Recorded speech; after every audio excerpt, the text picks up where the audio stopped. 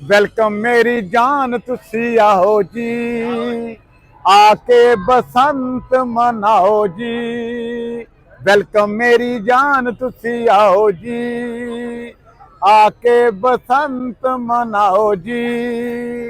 दिती इजाजत मरियम नवाज ने, दिती इजाजत मरियम नवाज ने, रल मिल पे चलाओ जी, आओ जी आओ जी। वेलकम मेरी जान तुसी आओ जी, आके बसंत मनाओ जी। सहूलत बाजार भी लवाए ने, हिम्मत कार्ड मरियम ने बनाए ने।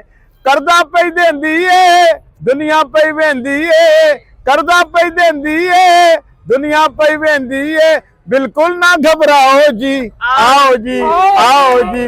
वेलकम मेरी जान तुसी आओ जी, बेराज नाल भंगड़ा पाओ जी।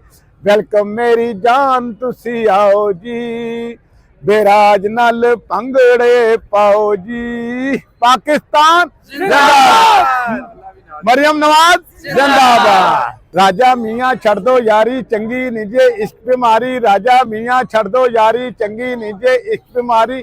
इश्क ना छड़दा कुछ भी पल्ले, हो गई तेरी बल्ले बल्ले हो जाऊगी, बल्ले बल्ले हो गई तेरी बल्ले बल्ले हो जाऊगी, बल्ले बल्ले। आहा चिकनक चिकनक, आहा चिकनक चिकनक चिकनक, आहा चिकनक चिकनक। छड़ दे बिन मतलब दे एवें पंगियां दे विच पैना, इश्क ते चक्कर दे विच नींद गमा के की लेना। हो जावे जे प्यार ते पल्ले कुछ नहीं रहना, अखियां हो जान चार ते पल्ले कुछ नहीं रहना। होके तेरे खो जाने ने रोना बह बह कल्ले कल्ले, रोना बह बह कल्ले कल्ले। हो गई तेरी बल्ले बल्ले हो जाऊगी, बल्ले बल्ले हो गई तेरी बल्ले बल्ले हो जाऊगी, बल्ले बल्ले। आहा चिकनक चिकनक चिकनक, आहा चिकनक चिकनक। ओ साडी मां बोली पंजाबी है पंजाबी बोलांगे, ओ साडी मां बोली पंजाबी है पंजाबी बोलांगे। ओ धी पुत्र पंजाब दे पंजाबी बोलांगे। ना गाना अंग्रेजी गाना, ना गाना जापानी, बनना इत्ते बन जा कुड़िए देश पंजाब दी रानी। तैनू प्यार दे तराजू विच आप तोलांगे, साडी मां बोली पंजाबी है पंजाबी बोलांगे।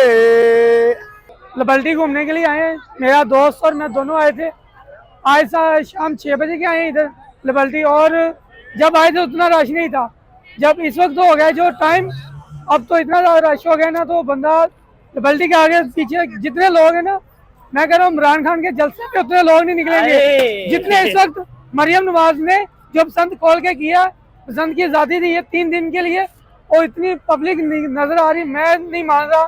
तो इस वक्त जो भी है ना बसंत मनाने के लिए लोग निकले भाई, इस वक्त मेरे हिसाब से लोग ना भाई जलसे पे नहीं इतने निकलेंगे जितने इस वक्त लिबर्टी के अंदर खाली लोग निकले हुए बसंत मनाने के लिए। देख सकते हैं आप लोगों का रश, पुलिस आन के लोगों को कह रही है घर चले जाओ यार, थोड़ा सा ट्रैफिक जाम हो चुकी है। लेकिन लोग नहीं समझ रहे, लोग कह रहे हैं हमने यहाँ एंजॉय लाजमी करना है।